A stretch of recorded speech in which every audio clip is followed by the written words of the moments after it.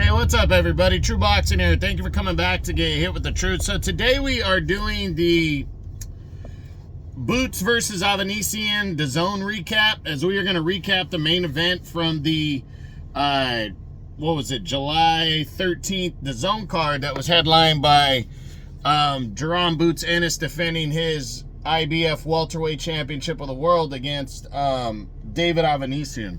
Now, before we get into that, if you could smash the like button, leave a comment, or subscribe to the channel, I really do appreciate any and all support that I can get as I continue to build my channel here. So, this fight right here was a good one. You know, well, I mean, it was good for Boots, you know. I mean, Boots just came out and pretty much did what we thought he was going to do. He got hit a few more times, I think, than people would have liked. But he went in there and you know, dominated a guy that he should have dominated. Boots, you know, the one thing you notice about him, as he was really showcased in this one, you know, main event, all that kind of stuff, what you really notice is that he is a big boy at 147, you know, which we already knew, but it just kind of, it showed a little more in this fight. I don't know why for me. I have seen Boots fight before, but this one just made it a little bit more apparent about how physically big he is as a welterweight. And it makes me excited for when he moves up, because we all know Boots, you know, it could one day, you know, and likely will be a middleweight to super middleweight. I mean, he's a big boy. So this was just a good, solid performance. Again, Avanesyan did the best he could. You know, Avanesyan was landing shots himself. He didn't have a horrible fight, but trying to keep Boots off of you is something very, very hard and difficult to do and accomplish. And it showed in this fight as Boots just kept coming at Avanesyan, and David didn't have an answer for Boots. So, you know, a good, solid performance out of Boots. I know some people are going to criticize who he fought, but you can't control that kind of stuff, you know? I mean, he was good to go against Cody Crowley. Cody Crowley had to pull out with an injury. You know, and these kind of things happen, you know? So it's not Boots' fault.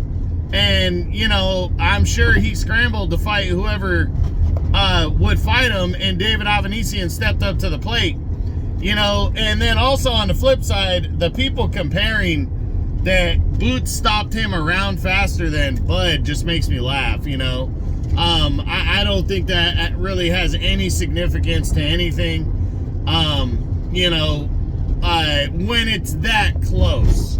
You know, I know styles make fights, I get that, all day, you know, and you can compare how one fighter looks against another fighter, but it doesn't mean one guy is better than the other guy. I mean, you know, a good example of that is Munguia and Canelo versus John Ryder, and then against each other, you know. Munguia had a much better performance against John Ryder. You know, Canelo had a good, solid performance. He shut Ryder down for the entire fight. You know, busted him up and everything. Ryder had some moments, though, and Ryder had some moments against Munguia, but Munguia was just so physically strong and faster that he knocked John Ryder out, and they fought their opponent within 8 months of each other, so an even shorter time frame. This one was about a year and a half, over a year and a half in between when Bud fought Avanesyan and Boots fought Avanesyan. So, you know,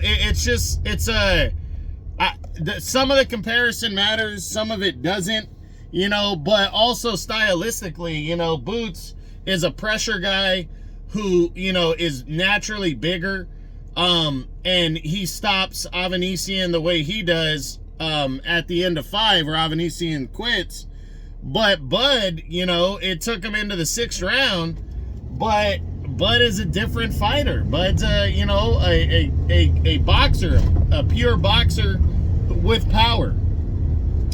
And he just had a different style, you know, and again, when you're within 1 round, I mean, is that really a significant thing of who's better and who's not? I mean, I don't hold much weight in this argument on that, you know. So you know, so we'll see what we'll see how Boots moves forward. I'm going to be doing a what's next video on him next week, and we'll see what possibly could be coming down the line for Jaron Boots Ennis following this successful title defense where he retained his IBF welterweight championship. So that's it. That's what I got. That's my what's next on Jaron Boots Ennis. I hope you enjoyed the video. If you did, smash the like button, leave a comment, or subscribe to the channel. I appreciate any and all support. This is True Boxing.